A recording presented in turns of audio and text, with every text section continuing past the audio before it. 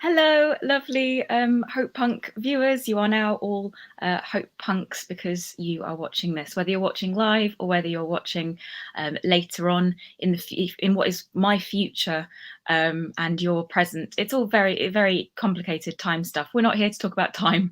We're here to talk about a project called Hopepunk, which is a project that is Arts Council funded for research and development. And I'm Juliet Burton, and I'm researching it along with my amazing team, including Alex Watson, who is our great Twitch producer, and Susanna Clark, who is our full project producer as well.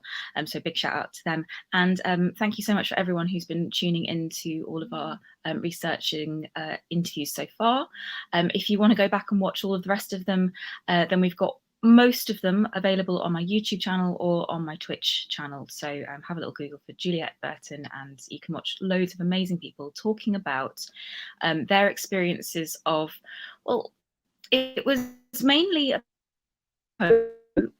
a lot about recovery from mental illness and specifically recovery from trauma, whether that's post-traumatic stress disorder or complex trauma, so complex post-traumatic stress disorder, developmental trauma.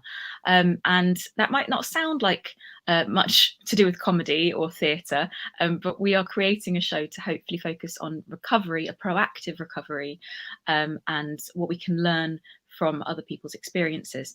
And today we are going to talk to the amazing Bella.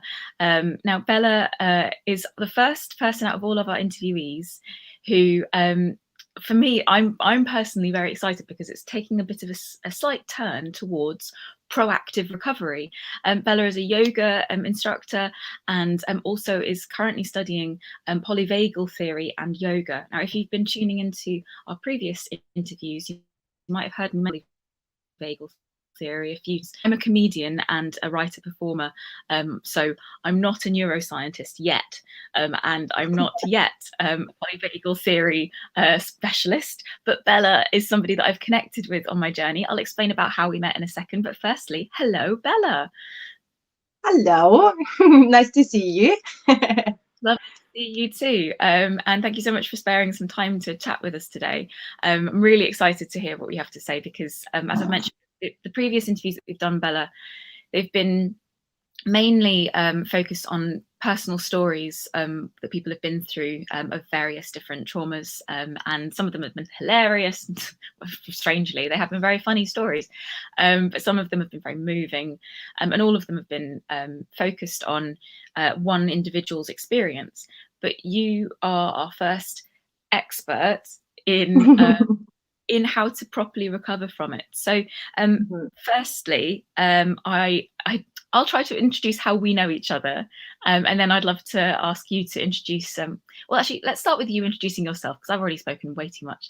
Bella, how would you introduce yourself in terms of your career and your interest in trauma recovery? Interesting. That's a very good one. So my name is Bella, and originally I'm coming from Germany, but now I'm living in London. And I've met you in the yoga studio, and I must say my yoga journey really changed over the past couple of years. So just to make it short, I started around 6 years ago with aerial yoga, which is a completely different form of yoga right now when it comes to trauma recovery. However, aerial yoga really helps you to find self-confidence as well. But with this in the back of my mind, I started my journey, my yoga journey. And in 2017, I've done then my 200-hour teacher's training. And to that point of time, my teacher had such a fond knowledge already about trauma and meditation and embodying movements, embodying emotions and meditation. But I must say, I was just in the very beginning, and only now it really clicks all the time. Every time I'm teaching, I'm like, this is what my teacher meant. Okay, I need to go back to her and read about that. And in 2019, I've done my yin yoga and yoga nidra teacher training. And I was so intrigued about yin yoga because there was one day I've been teaching aerial yoga, and aerial yoga, it just brings you on a high. You're just happy, you're smiling, you're laughing afterwards, you have so much oxygen in your body. And straight after, I went into a yin class and I couldn't stop crying. That's like, holy Interesting. gosh, what's going on? Well, It's we're like, gonna how? come into that a little bit later on. We're going to talk about specific different types of yoga in a second. Oh, sorry. But no, it's wonderful. But we're going to firstly, just to explain, we have met in person.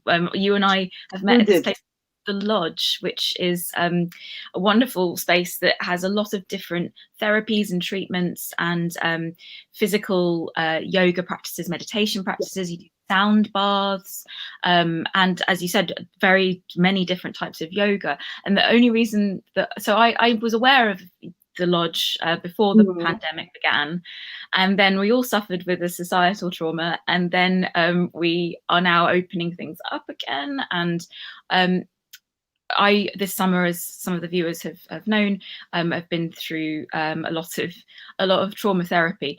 I think I might have done a bit too much and got a little bit obsessed with it for quite a few months, and now balancing it out a bit more and coming to the Lodge and doing various different yogas and meditations has been really helpful. But you, Mhm. my first time meeting you and actually chatting to you, I said to you in the cafe, like, what would you recommend?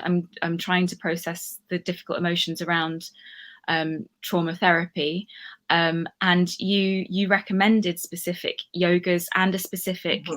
treatment as well, which we'll ask about a bit more about later. But when it comes to these yogas, Bella, some people who are watching, and we've got some wonderful people already. We've got two of our regulars watching. Baldy3, hello, Yay. and Leaky, hello. Thank you so much for being here. And of course, Alex is also with us because Alex is our wonderful producer. And anyone else who's watching as well, welcome. So with yoga, Bella, um, you're a yoga instructor. You've studied it a lot. Um, when somebody is first introduced to yoga, Mhm. they might not know what it is or what it can do. Could you kind of brief overview of what yoga is and what it can do? A brief overview. You We can give it a try to make it brief. can go Well, into more we all detail. do know exactly. Well, we do know it's a very ancient practice, and it has its benefits. It's well studied these days, and I just have done more research myself yesterday. But it's a wonderful way of expression, and it's also a wonderful way to learn acceptance. It is a very long journey. It can be quite interesting the first couple of hours, you studying or you're practicing, just because it's, first of all, is a complete different language when the teacher speaks with you. But secondly, the journey you're going on, the journey of self-reflection and learning and who you really are and what you want from life is absolutely amazing. And it just never stops. It's like I said earlier, it's like maybe you think, oh, now I've achieved something, and then your teacher says something different again. You're like, oh, I need to meditate a little bit longer about that. So it's a wonderful journey about acceptance of who you really are, and you're definitely learning as well that you cannot control life, and you just have to let it flow through you, if that makes sense. Well, we'll talk more about the physiology of yoga in a bit. But how did you get into yoga? Because um, I suppose for me, I used to practice it a little bit, and I was just like, it's not for me. I'm not. I don't really understand Mm, it. I'm hypermobile. I don't really like this, and I'm not really getting this peace of mind that I'm meant to be getting. And then this summer, I read The Body Keeps the Score, and they have a whole chapter on various types of somatic healing, but yoga mm, practice features a lot in there about how our body holds on to trauma, and holding slower practice yoga poses can release it. So that's how absolutely. that's how I got into it, and I'd love to ask you about that in a second. I keep getting too excited with chatting to you. I want to ask you more. But firstly, let me stop deflecting, because that's a habit I have that I'm trying to break, amongst many other habits. How did you become a yoga instructor? What attracted you to it? That's a very good question. You know what? I've done a lot of meditation my whole life without realizing that I'm meditating. It's quite interesting.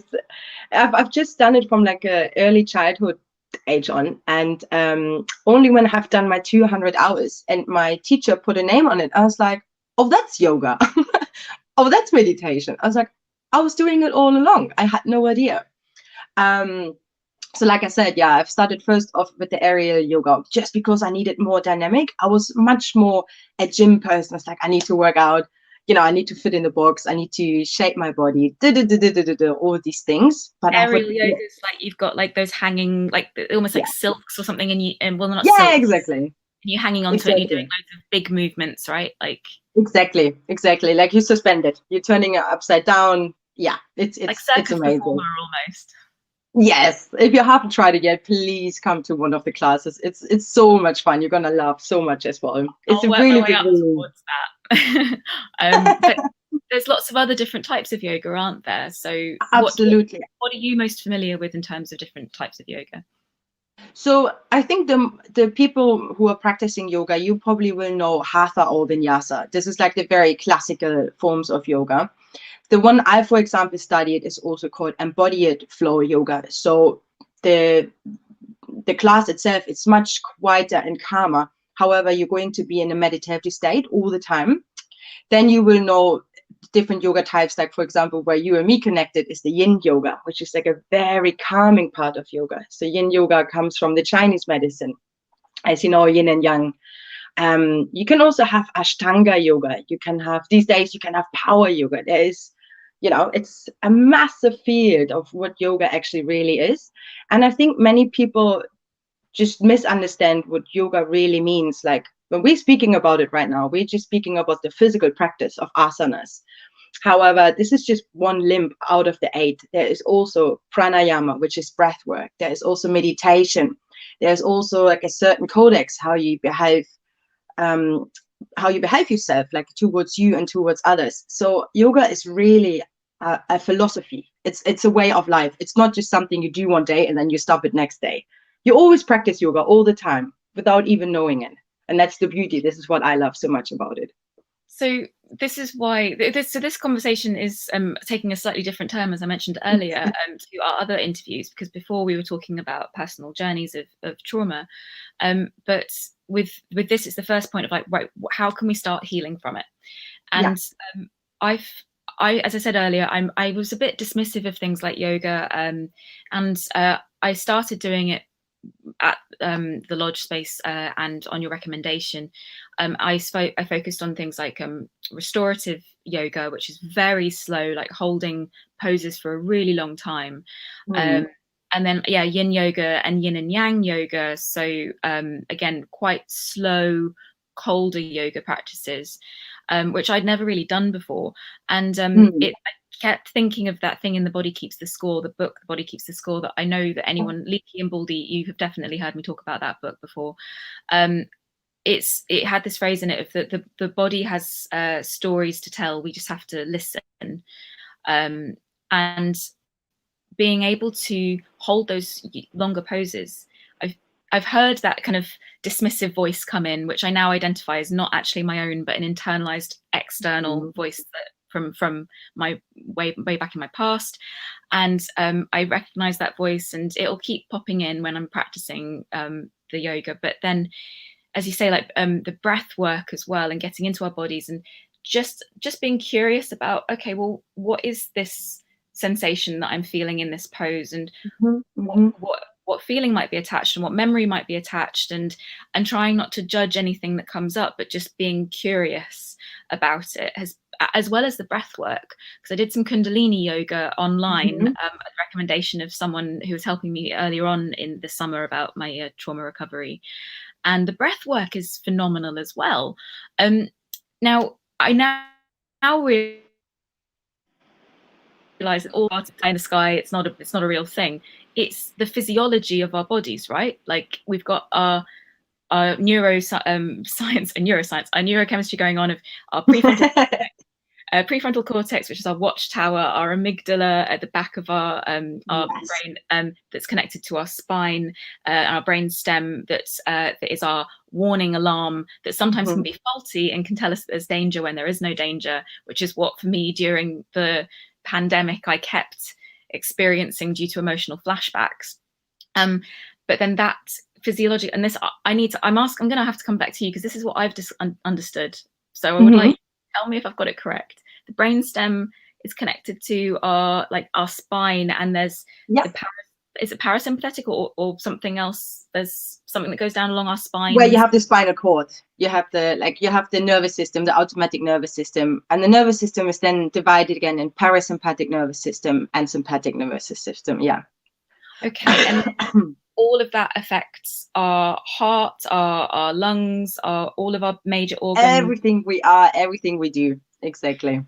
So physiologically speaking, because I was quite skeptical about yoga, and in a healthy way, perhaps. There's some healthy skepticism sometimes to have about everything, but I didn't understand it. But it wasn't until I actually tried to engage with what physically was scientifically happening that I started thinking like, oh no, maybe there's some really important stuff here that I've been a bit too dismissive of. How would you explain the physiology of yoga? Oh, that's super interesting. So what I want to say about yoga as well is like, I think there's a very big stigma around that all the yogis are hippies. Well, I love to be a hippie. I mean, and it's wonderful. But in general, what's happening with yoga is you also have a very big serotonin and dopamine release as well. This is where the hippiness is coming from, because you are feeling better after the practice. Not necessarily only yoga.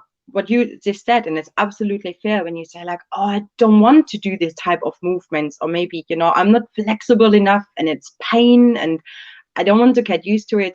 Do something else. Go dancing. Do like some sort of movement. But as long as you're moving the body, those hormones will be released and you're feeling like a little, like a little bit more happiness maybe, or maybe even more release. However, we also know that, for example, in yoga, the brain waves are altering. So like we're coming from alpha into like theta waves. Like this also more in meditation. We're working with our cortisol level. Cortisol is like one of the hormones which is released when we're having stress. So it's cortisol and adrenaline. This also then once again plays into the vagus nerve. So like the whole body will be regulated. And the most beautiful part about this is actually it's the neuroplasticity in your brain. This is probably what you're speaking about. So by practicing more yoga, there's actually a lot of studies about that out there. It's that our hippocampus, so the amygdala actually, like our fear center, what you just said, it stops firing. It's like it stops telling us there's a threat. You need to be like, there's a bear behind you. You need to run. That actually slowly calms down, and the hippocampus actually has the chance to build up new neurons, which gives us a new pathway in the brain. And there is actually the recovery process happening right now as well. So, for example, if we always think the thought, what you just said with your voice, most of the time it's probably very judgy and it's beating us up. And it's like, nee, nee, nee, nee, nee, just like telling us all the bad things we are. And if we're leaning into that, obviously our pathway is going like this direction. But if we're, for example, now purposely changing our mind, what you just said, where the acceptance and the mindfulness comes in, you're like, okay, I hear there is a voice in my mind, but I understand this voice is not helpful at all. Like it doesn't help me to create the life I want to create. I just let it be there, let it just chat away like a little radio, in the background. But I decide to have a different thought. So in this way, you're not pushing the thought away at all. You're just still accepting it, but you're deciding to have a more positive thought. And now your neurons start working again. Like what do they say? What fires together wires together. Yes. Exactly. So this is where then you can start creating a happier mind again. So there is loads going on in your body when we practice yoga. But yeah, basically the vagus nerve, the calming down, the breath work, the parasympathetic nervous system. Yeah, it's incredible. I find it. There's so much I want to ask you about. So just for anyone who's watching, these pathways, when I was first introduced to this idea, there was something, a kind of analogy that was quite nice. It's a bit like when you're walking through a field or a forest, like with lots of long grass, and if you keep treading the same pathway every single time, then you're going to gradually create that same pathway that your brain will automatically, in times of stress, go down.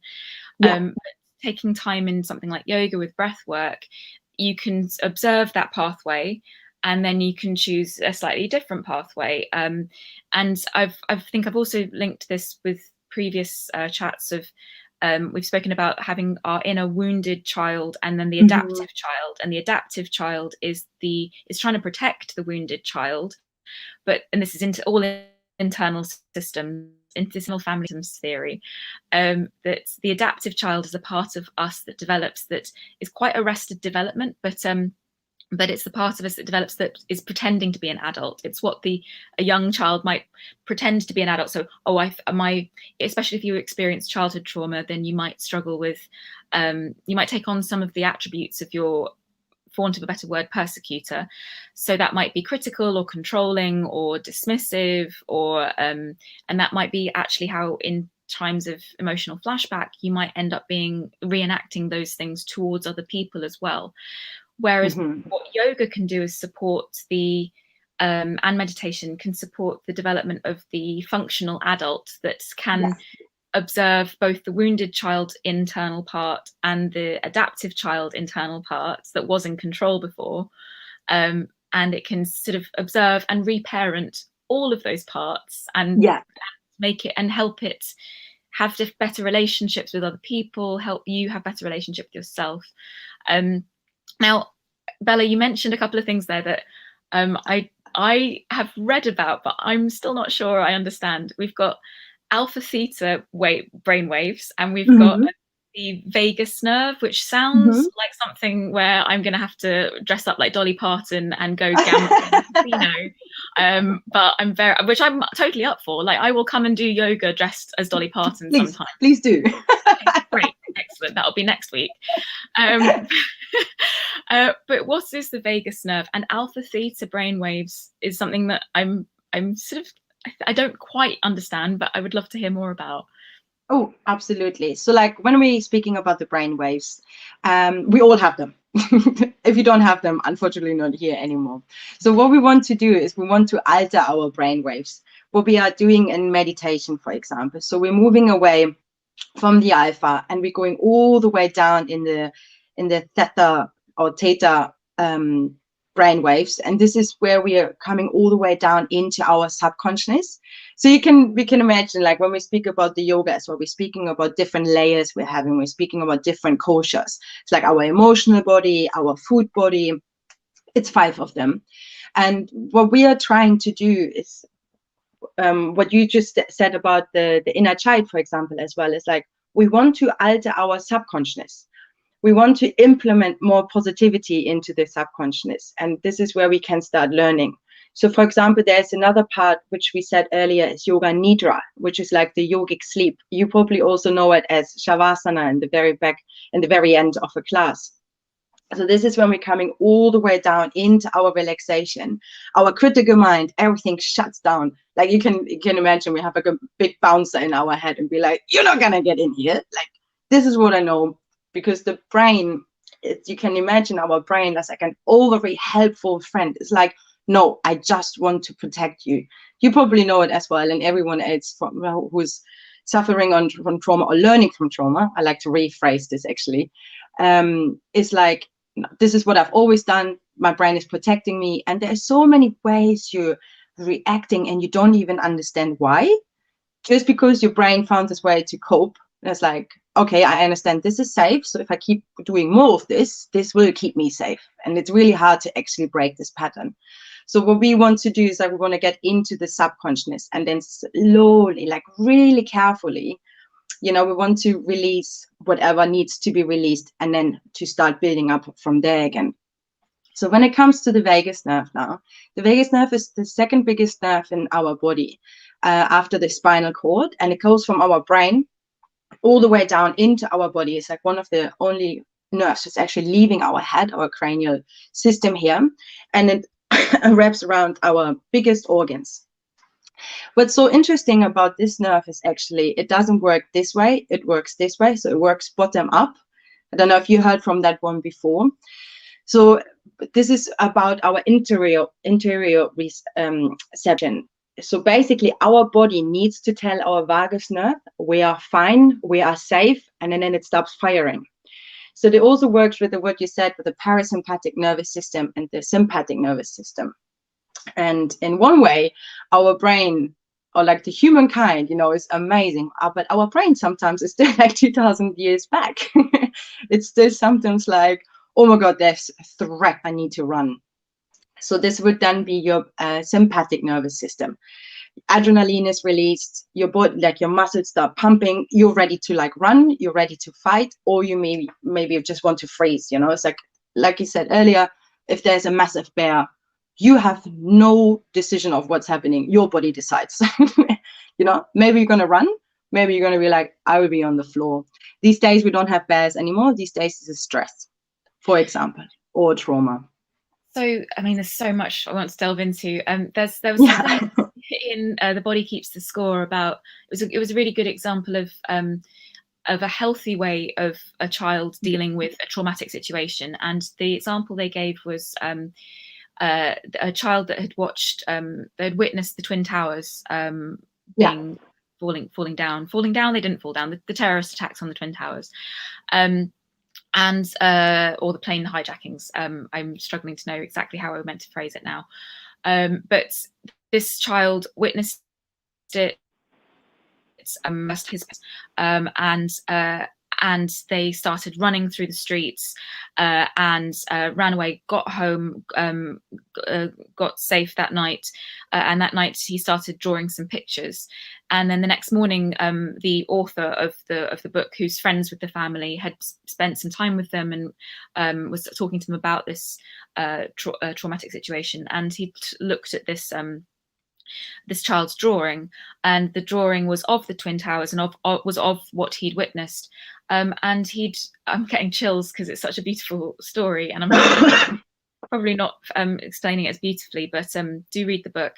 The child had drawn a big kind of black circle at the bottom of one of the two buildings, and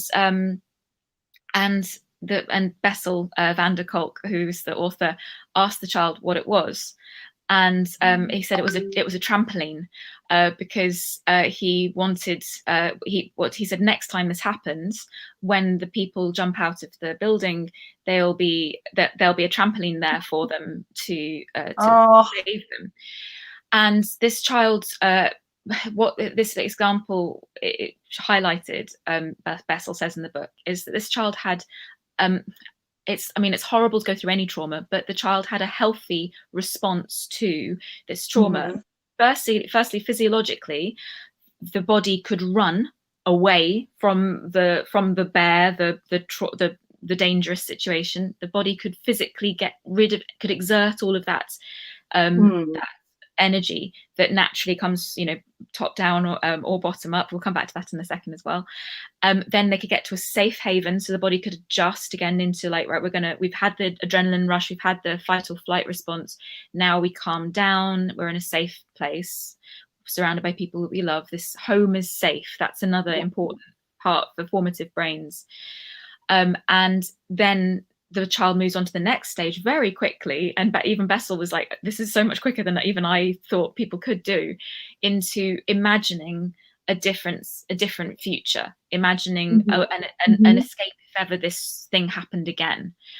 Now, the reason I brought that up in relation to yoga is because, from what I understand of the research, and I'm trying to unlearn the all or nothing idea that I've analysed, but I did definitely swallow too many textbooks this summer. It is a very interesting topic. I agree. Fascinating, and it was just so cool. Fascinating. Oh, I'm not strange. Like, this isn't me. I'm not just broken. Yes. There's reasons that my brain is like this, and there's reasons that my body is like this. So if a child, I couldn't agree more. Thank you for saying that, honestly, because I'm the same like you. And I'm like, what's up with me? Why am I so weird? And then you read, you're like, oh, I'm actually just human. These are the books which is like, okay, it's not just it's not our fault. It's our bodies just need to be reprogrammed. Our brains need to be reprogrammed.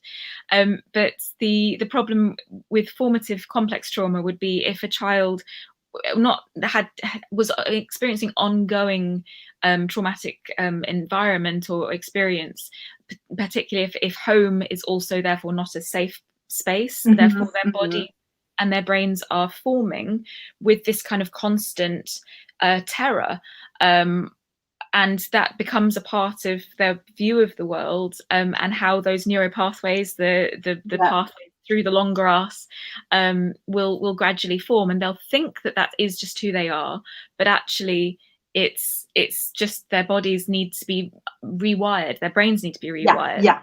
What absolutely wires together. So so with your with this parasympathetic and again, I'm still a baby learning this stuff, but this bottom up, top down. Let's start with that. And we haven't even got on to, well, we'll make sure this time. The bottom up, top down. Now, I've only read this in The Body Keeps the Score and a couple of recovery podcasts as well. So from what I understand, it's either the bottom up idea is you could do physical therapies, so it might be massage therapy, yoga therapy, meditation therapy that affects the body, and then that will in turn affect the brain because of that vagus nerve that you mentioned. Or you can do things to start with the brain that then affects the body, and the idea is to combine a kind of beautiful balance of both of those things. Yes, exactly. So everyone reacts differently on it as well. You know, it's like, I don't want to say that it's like one size fits it all for everyone. Like, for example, what works for you does not work for me. And I think there is a lot of trial and error as well for everyone, which is like quite important to understand. But in general, what you just described, very true. So for example, the bottom up, so it's from the bottom towards our brain. What we want to do would, for example, be breath work, would be yoga, what you just said, would be tapping, EFT, working with the meridians, with the energy lines of the body, would be EMDR, which is like the eye movement desensitization reprocessing. Yes, that one, for example. So we are telling our body what we said with the vagus nerve.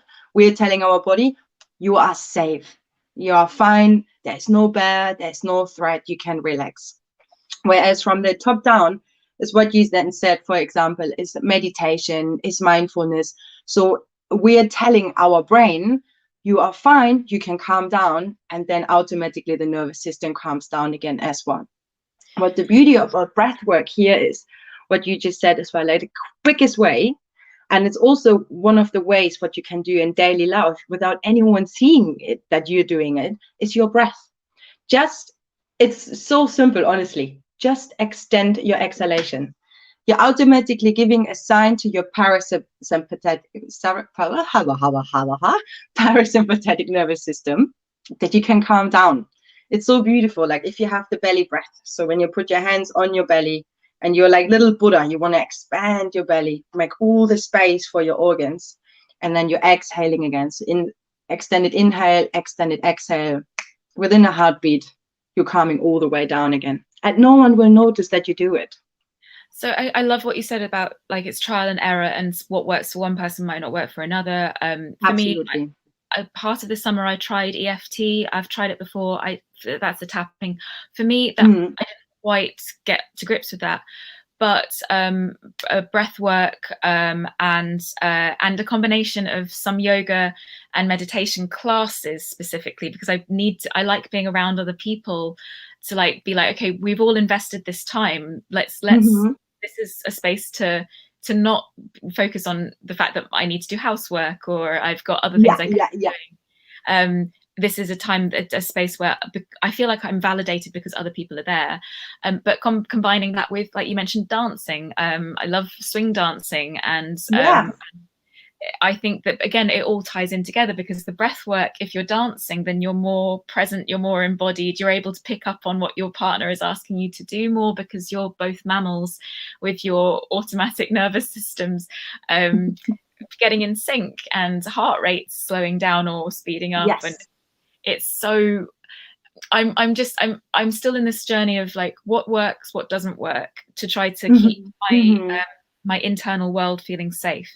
Now I want to come back to the physical sensations of what that might mean, because again, I approach this a little bit skeptically, but there was one moment earlier this summer where one of the therapists I'd been seeing was like, oh, you're always got sort of your shoulders kind of, you're always constantly trying to, like, it's almost like somebody's punched you in the stomach and your shoulders are hunched and you're trying to be very small. And what would it feel like if you just pushed your shoulders back?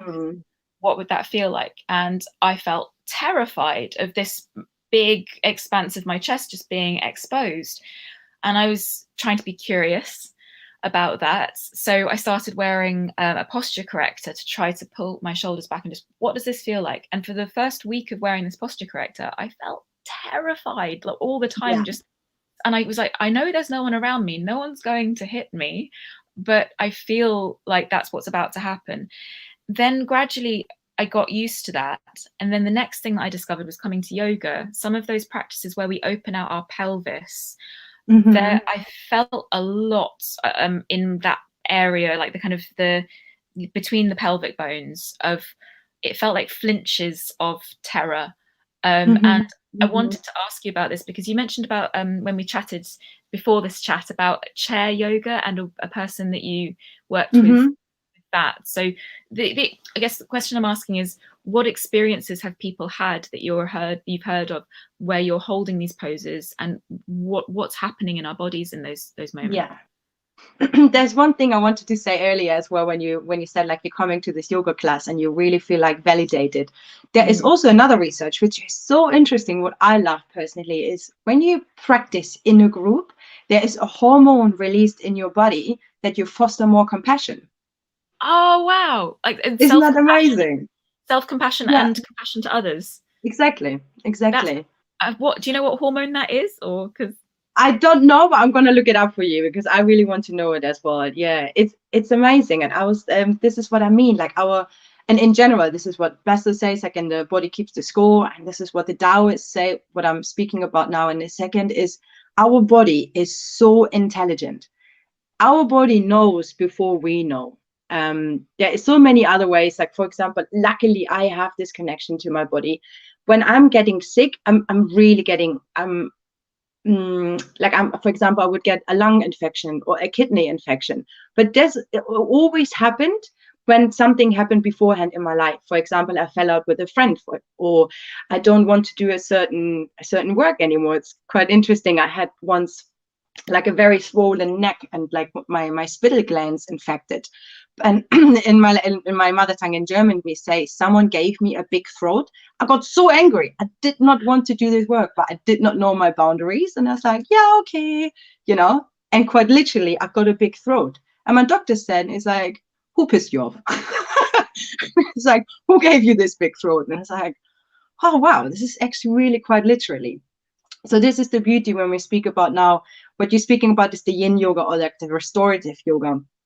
There's a little difference between those two, because in the restorative yoga, we're really learning how to restore our body, our our system and our organs. However, in the yin yoga, it does come from Chinese medicine. So there's traditional Chinese medicine involved with yoga. And what you said earlier, it's a cold practice. So in all the other practice, we're working with our muscles, we're working with strength. We want to create heat. We want to burn all the toxins in our body. However, in the yin yoga, we're working with our fascia, with our connective tissue. And they also say, they believe that the fascia, like, so you can imagine it's like a, like the orange, the white stuff around an orange. This is what we have all over in our body as well. It's wrapping around our organs. And they believe that this system is even quicker than our nervous system. So whatever information runs through this system, it's everywhere. It's everywhere in your body. And so with the yin yoga, we're also working with the meridians, with the energy lines in our body. This is what you just said earlier. And when you say, for example, you're going into a very strong hip opener, it's because the meridians, the energy lines of our liver and our gallbladder run along the hip and through the hip. And that emotion, which is connected with this one, is anger and frustration. So whenever you start opening up the hip, and we have so much fascia around our hip because it's the part where the body, the upper and the lower body, is connected. When you start stressing it, this is what we want to do in yin yoga. We're purposely stressing it. We're really pulling it apart. There's so many emotional blockages which can be released. And out of a sudden, this is what my example was earlier. I was flying high from this area class, and I would come into very strong hip openers, and I was like, I don't know what's happening in my life. And you don't always need to put a finger on you. You don't need to know where this anger or frustration or fear is coming from. Let's just let it be there. Be curious. Try not to push it away. Give your body the space, the time to release it. Once again, the body keeps the score. I mean, like this, it doesn't go away. You know, it's like it needs to be stored somewhere in your body. And some other people say, for example, Louise L. Hay, her name is, she's a very famous woman as well. She says, like, people who are not really good in saying no, they tend to get more cancer just because they don't have their boundaries in place. Don't know if it's proven, but this is, for example, what she says as well. But it doesn't go anywhere. You know, it will be stored in your body. So this is like frustration and anger. And what can you do? Kindness. It's actually kindness. So like once you got your anger under control, your frustration, you can then respond with kindness. What can I do, you know, for myself or someone else? When we're going, for example, in very strong back bends, that will be your kidney, because we're compressing our kidney anyway because of the extension of the spine. And the kidney is the element of water, and element of water means anxiety and fear. However, it also means wisdom. Once you're looking into your fear, you will start growing. You know, when you start looking behind the fear, it's like, what does the fear actually wants to tell you?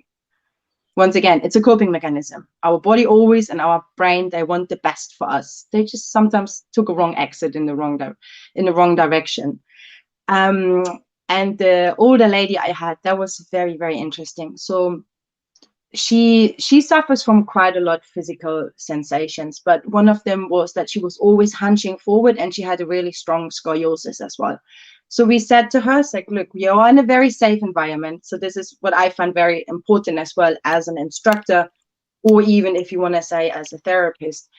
I always want to foster a safe environment where someone can come in, you know, they can, because what you just said, when you expose yourself, there is a lot coming up, and not everyone is ready for this. So what we have done with her, we said, like, look, if you're ready, help yourself and put your scapula, put your shoulder blades on top of the chair and bring your shoulders back. So instead of hunching forward, we say this is the yin side. So instead of protecting our soft side, protecting our heart, begin to open up.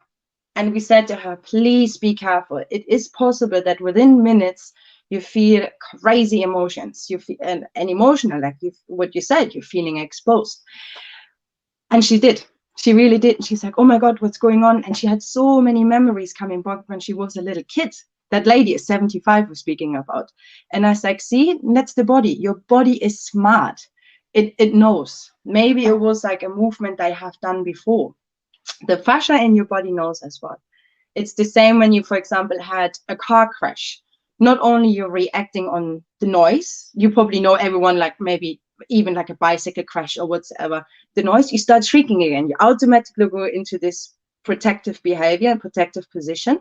But if I was asking you now just to do this movement anyway, without even hearing the sound, your memory, probably your hippocampus and your amygdala straight away be like, oh, this is a position we have done before to protect ourselves. So there must be threat.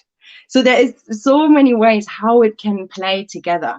So what you said, for example, opening up the hip, if there is someone with like a sexual trauma and there is no choice, automatically there can be threat, if that makes sense. Like the brain can't tell the difference. So yeah, there's really a lot you're learning when you start observing people as well.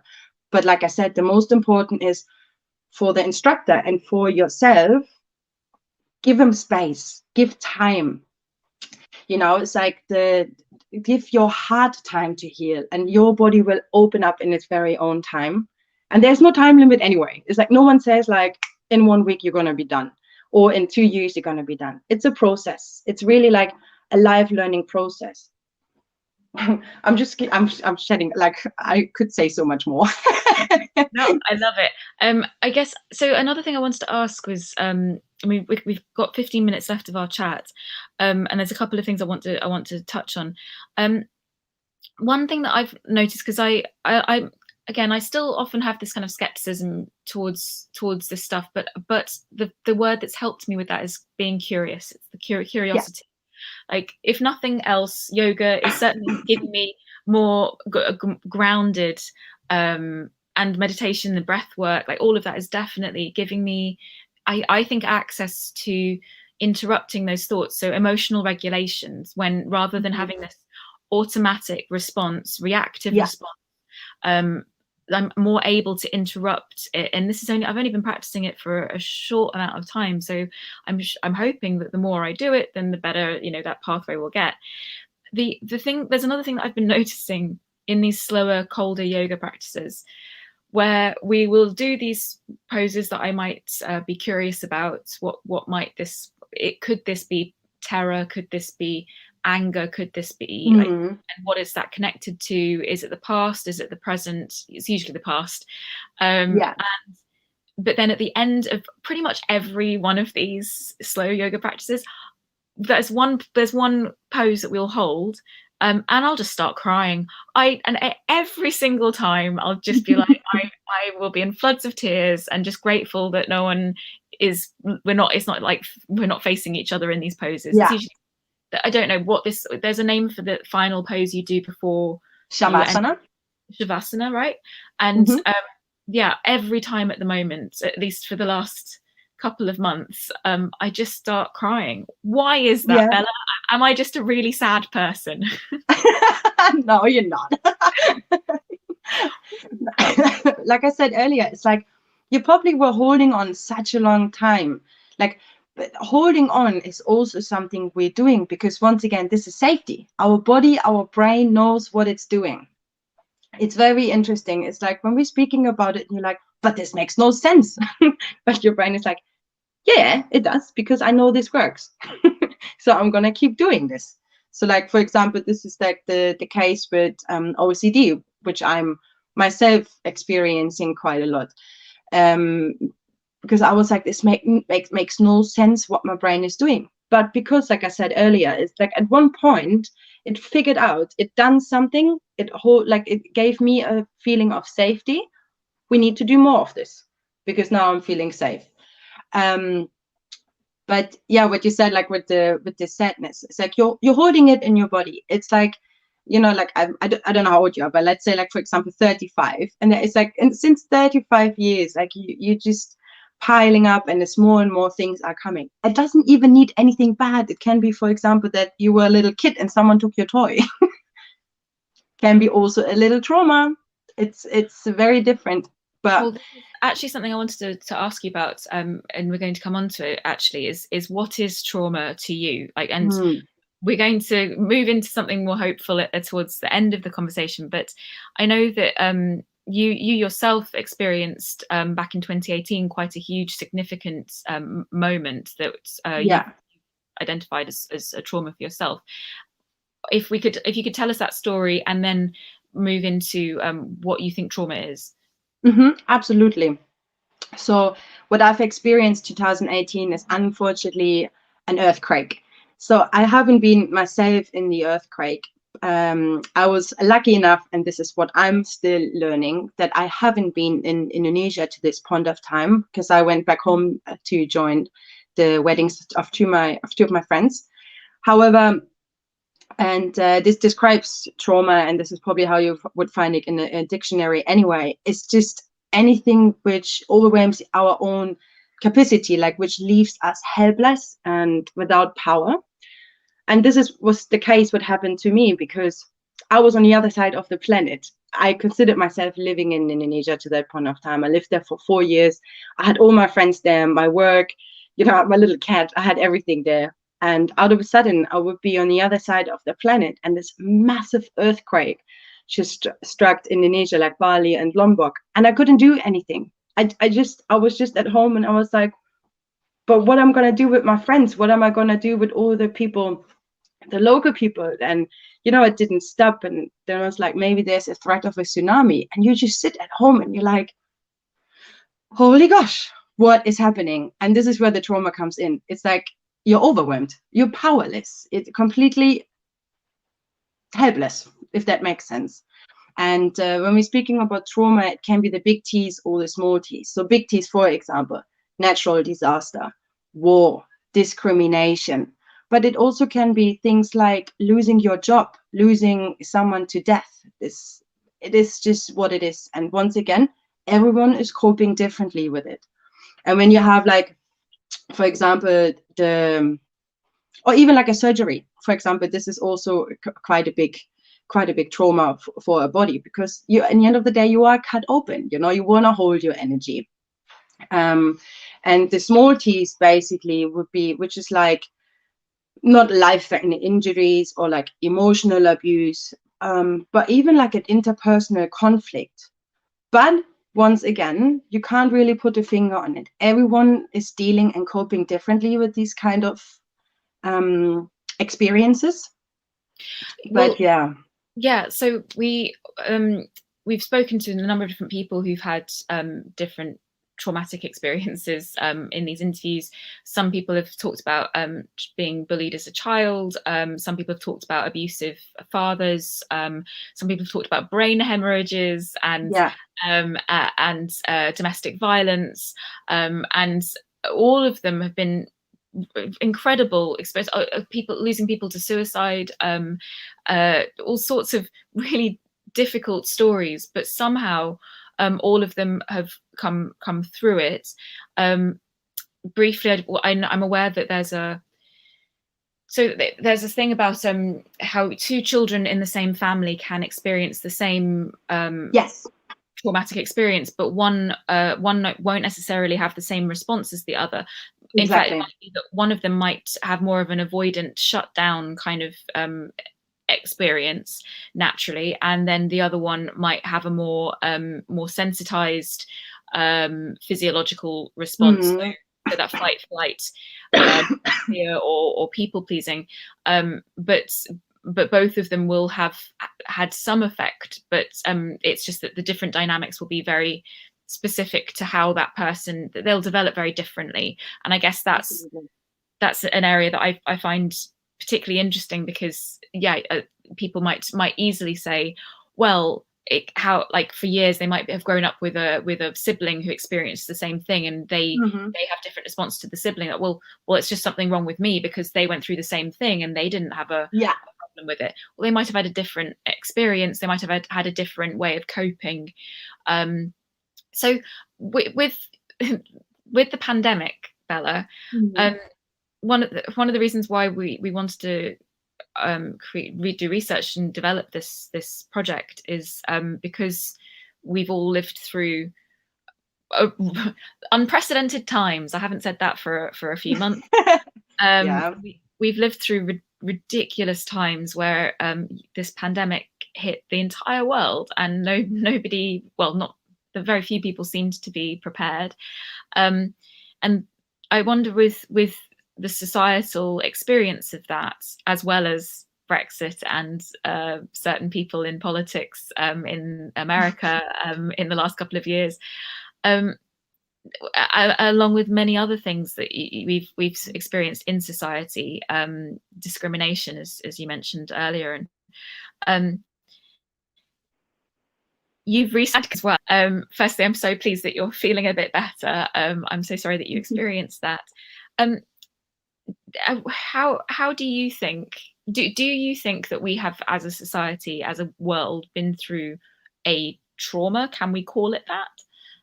Yeah, definitely. Definitely a very big collective trauma, a very big one. It's what we just said earlier, even like the job loss, like this uncertainty. That's the worst thing you can do to our brain. It is, like I said earlier, it's the job of our brain to keep us safe. And I want to say, in a non-pandemic world, we think we have more control over like what's happening, and that's great. Let us just stay in that belief. That's okay. We want to have the control. We want to have the certainty. However, what's happening in a pandemic is what we just said.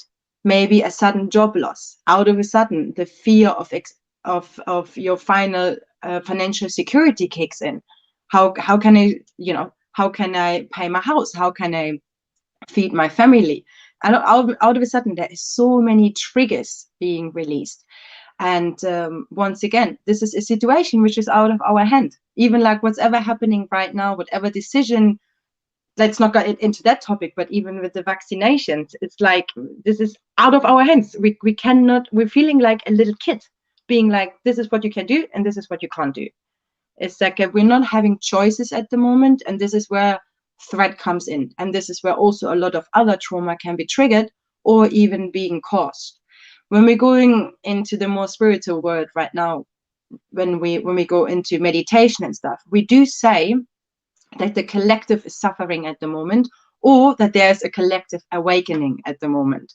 So it's quite, when you speak with like different people around it, they say like maybe there is just a collective awakening of even the more female power. So we're moving away from the male, the masculinity, the power, to more compassion and calmness. So I'm yeah, interested in that because so I think there's a couple of things there because firstly, we're coming to the end of the conversation, and I wanted yeah, to unfortunately. talking about well, I wanted to end with asking you about what hope is.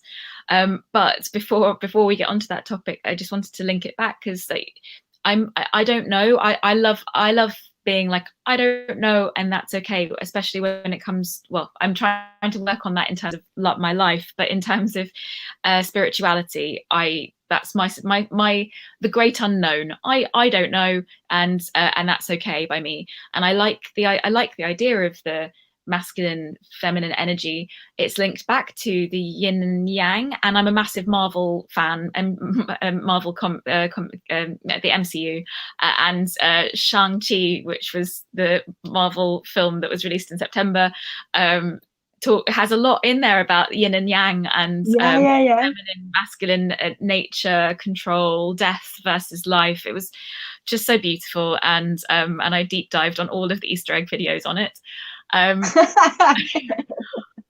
I with hope, like you said, it's spiritual. Some people might say collective trauma, or collective. Sorry, was it trauma that you said? Collective.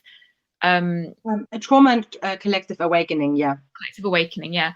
The So this is linking with hope. So it's the final thing that I want to ask you is, what is hope, and where do you find hope? Because to me, that subtle shift in one word, collective trauma or collective awakening, Mm-hmm.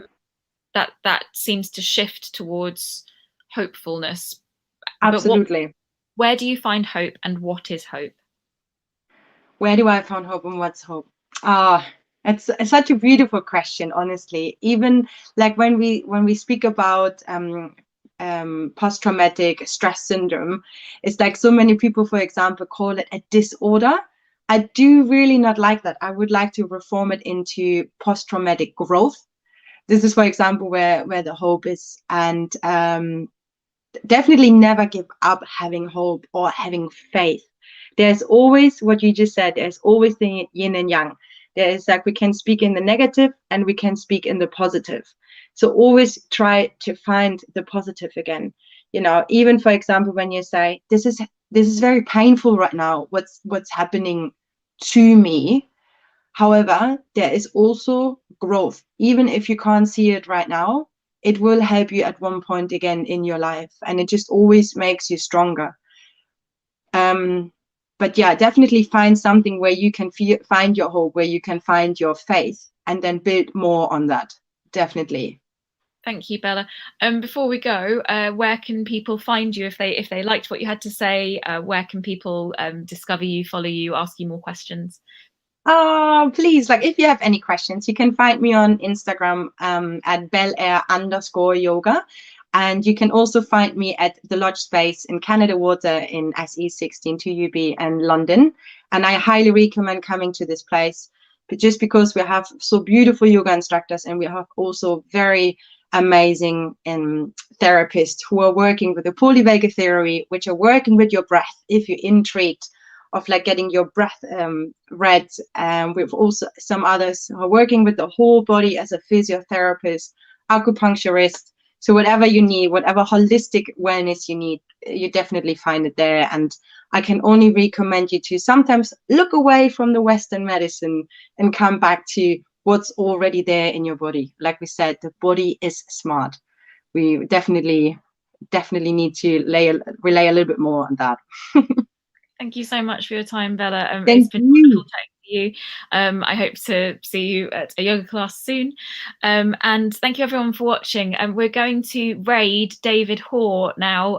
So if you can join David Hoare over on his channel. Alex, thank you so much for arranging that. I don't know what magic Alex does, but we're going to raid David Hoare next. Leaky, thank you so much for being here. Baldy, thank you so much for being here. Bella, thank you for being here. We're going to be back Thank tomorrow. you so much, guys. We're going to be back tomorrow to talk to Adrian Garcia about mental health and, well, hope. And Adrian's one of my best friends. So we're going to have a big old laugh and a big old chat, but it will be touching on some difficult subjects as well.